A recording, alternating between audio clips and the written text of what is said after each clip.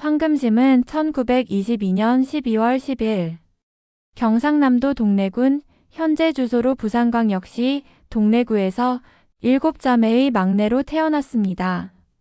본명은 황금동이며 초기에 활동한 예명은 황금자입니다. 본명인 금동은 아들을 바라던 아버지가 지은 이름이었다고 합니다.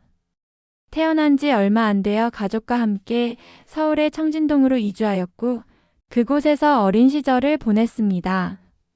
7살에 현재 덕수초등학교인 경성보통학교에 입학합니다.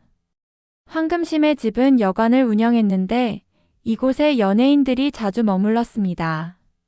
그중 당대 최고의 여가수 화류춘몽으로 인기를 끌었던 이화자가 황금심의 노래를 듣고 그 비범한 재능을 알아보고 노래를 가르치게 됩니다. 1936년 황금심은 15살의 나이에 오케레코드 전속가수 선발 모집에서 1등으로 입상하면서 가수로 데뷔했습니다. 그러나 오케레코드에는 이난영, 장세정 등 유명 가수가 이미 음반 출시 준비에 여념이 없던 터라 기회가 쉽지는 않았지만 그해에 오케레코드사에서 황금자란 이름으로 왜 못 오시나요? 지는 석양 어이 하리오를 발표해 신인 가수로 데뷔합니다. 그런데 이화자를 통해 황금심에게 관심을 보이던 이부풍이라는 예명을 사용하는 작사가 박노홍이 그녀를 빅타레코드로 스카우트한 후 그 소속사에서 작곡가 전수린을 소개해 알뜰한 당신을 발표하고 당대 히트곡으로 발돋움하게 됩니다. 이때부터 황금심이라는 예명으로 알뜰한 당신과 한양은 천리원정이라는 음반을 발매하도록 합니다. 이 음반이 데이트를 기록하면서 황금심은 일약 인기 가수의 자리에 오르며 이때부터 황금심에게 꾀꼬리의 여왕이라는 별칭이 붙었습니다. 이때 오케레코드사와 분쟁이 일어나 법정으로 가는 소동도 있었습니다. 황금심은 우리나라의 대표적인 가수입니다. 일제강점기에 데뷔해 1960년대까지 4천여 곡을 발표하며 해방 전후 가요계를 풍미한 1세대 여가수로 일본, 만주, 사할린섬 등으로 위문 공연을 다니며 식민지 시대와 한국전쟁을 거치며 피폐해진 대중들의 마음을 위로하는 노래를 남겼습니다. 황금심은 맑고 청아한 음색에다 민요조의 구성진 창법을 구사하며 대중들의 심금을 울렸습니다. 일제강점기에 남긴 히트곡으로는 신민요 울산 큰 애기와 블루스고 외로운 가로등을 비롯하여 마음의 항구 알려주세요, 청치마 홍치마, 한마는 추풍령, 추억의 탱고 등이 있습니다.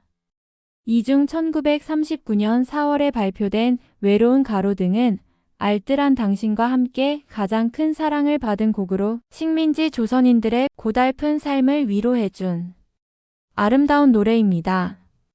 황금심의 노래는 민족 정서를 그대로 이어온 한민족의 가락이라고 평가되고 있습니다. 그녀의 음악은 외세의 핍박과 전쟁의 상처를 견뎌냄으로써 더욱 성숙된 감수성으로 대중들의 마음을 위로했습니다.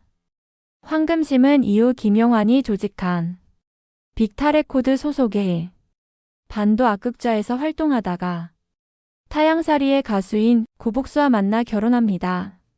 황금심은 게리 쿠퍼를 닮은 고복수부고 하늘에서 내려오신 분이라 생각할 정도로 첫눈에 반했다고 했습니다.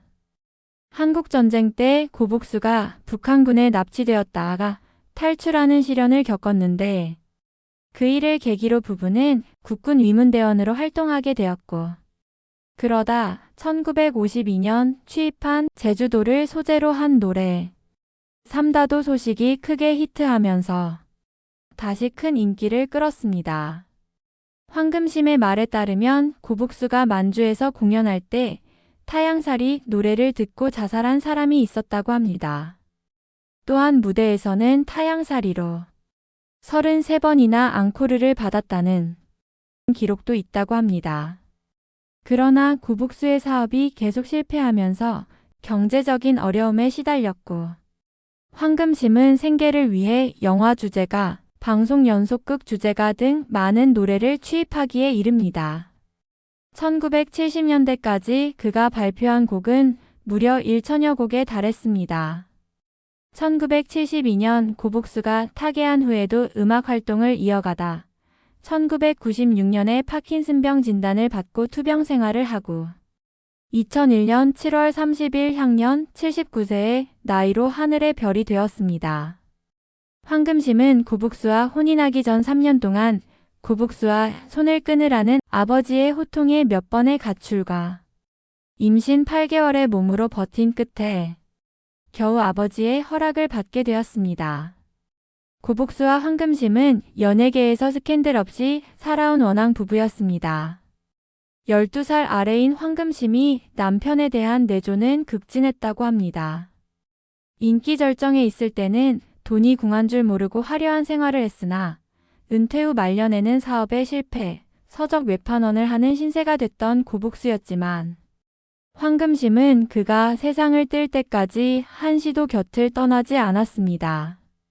특히 그가 죽기 전 1년 동안 신경성 고혈압과 식도염으로 투병 생활을 할 때 황금심의 간호는 눈물겹기 그지없었다고 합니다. 황금심은 어질고 순한 남편이 세상을 뜬 후 홀로 지내며 모범적인 사생활을 했고 3남 2녀의 자식들을 훌륭히 키워낸 현모양처이기도 했습니다. 황금심은 고복수 사후 30년을 더 살았고 가수 옆에는 어려움 속에서도 훌륭한 가정을 지켜 모범이 된 황금심에게 장한 어머니상을 수여하기도 했습니다. 2001년 7월 30일 세상을 뜨기 전까지 가요 무대 등에서 그 모습을 종종 보여주었고 1997년 3월 10일 황금심을 주제로 한 가요 무대에 후배들과 함께 직접 노래를 부르기도 했습니다. 1992년 옥감문화훈장을 비롯해서 여러 차례 수상 경력도 있습니다. 황금심은 가수 고복수와의 사이에 3남 2녀를 두었습니다.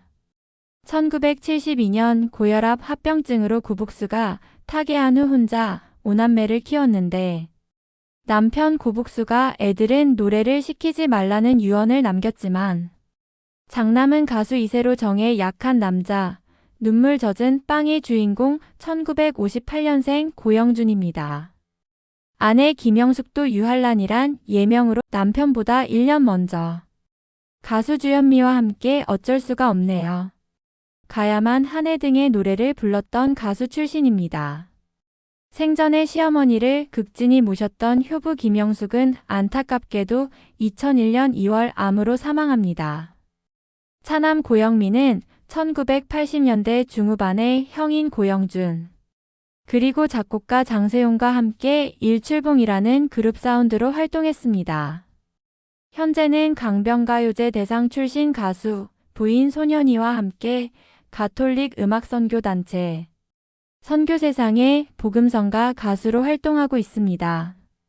이들의 맏아들 태욱은 2012년 MBC 위대한 탄생 3에서 블루스완 팀으로 출전했고 두 딸 유빈과 유선은 유하와 은실이란 예명으로 걸그룹 7학년 1반에서 활동하며 3대째 음악 집안업을 잇고 있습니다.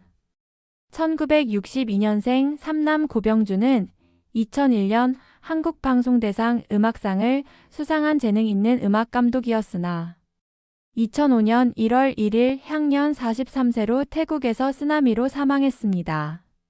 큰 아들 고영준은 19살 때 변웅전이 진행하는 MBC 라디오의 그리운 옛 가요라는 프로에 어머니를 모시고 갔다가 변웅전의 권유로 아버지가 부른 짝사랑을 불러 처음으로 방송을 탔는데 방송이 나간 후 고복수의 올드 팬들이 고영준을 가수 데뷔시키게 하라고 무수히 많이 전화 압력을 넣어 곧 바로 인기 TV 프로그램인 유쾌한 청백전에 출연하기도 하였습니다.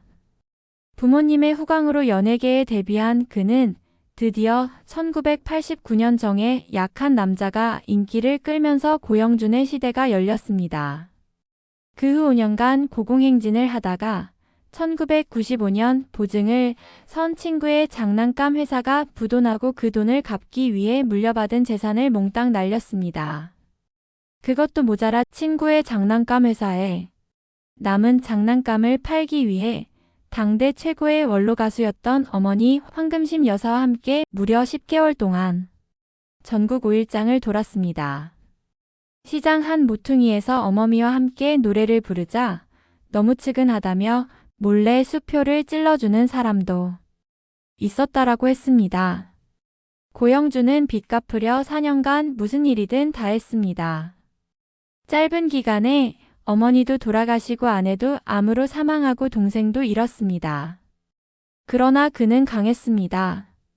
그래서 아내 생전에 오뚜기란 별명이 붙었습니다. 그는 삼배 적삼 어머니 같은 땀냄새가 나는 노래의 주인공입니다. 돌아가고 싶은 고향이 있을 때, 보고 싶은 얼굴이 있을 때, 문득 만나면 정겨운 그의 노래에 그의 채취에 눈물 짓게 됩니다. 일제시대의 대중가요는 민족적 서름과 통속적 비극이 묻은 신파극이었습니다. 트로트라고 부르는 뽕짝은 체념과 슬픔과 자학이 어우러져 식민지, 민중의 가슴을 파고들었습니다. 그 중에서도 구북수가 부른 타양살이와 짝사랑은 일제시대 최고의 명곡으로 꼽히고 있습니다. 꾀꼬리의 여왕으로 불리던 황금심의 알뜰한 당신, 외로운 가로 등 울산 큰 애기도 초창기 대중가요의 황금기를 대표합니다. 일제시대 트로트는 하층민의 노래가 아니었습니다. 서구 문물을 깨친 인텔리나 개화파 지식인이 향유한 신식 노래가 트로트였습니다. 서울대 초대 음대학장이자 가곡 그 집 앞 나물캐는 처녀를 쓴 현재명이 당시 신인가수 발굴 심사를 받고 황성예터의 작곡가 전수리는 홍남파와 함께 활동한 바이올리니스트였으며 홍남파는 가요악단 일원이었습니다. 황금심의 남편이자 한국을 대표하는 최고의 가수 구북수는 1934년 봄 콜럼비아 레코드사가 조선일보사의 후원으로 개최한 조선 명가수 선발 음악대회에서 23세의 나이에 2등으로 입상합니다. 그는 몇 달 뒤 오케레코드사에 발탁되어 자기보다 2살 아래인 청년 가요 작곡가 손목인의 처녀작품 타양살이를 취입하죠. 그리고 1934년 발매된 앨범은 한 달 만에 찍어낸 5만 장이 모두 팔릴 정도로 선풍적인 인기를 끌며 일제강점기 최고의 대중가요 중 한 곡이 됩니다.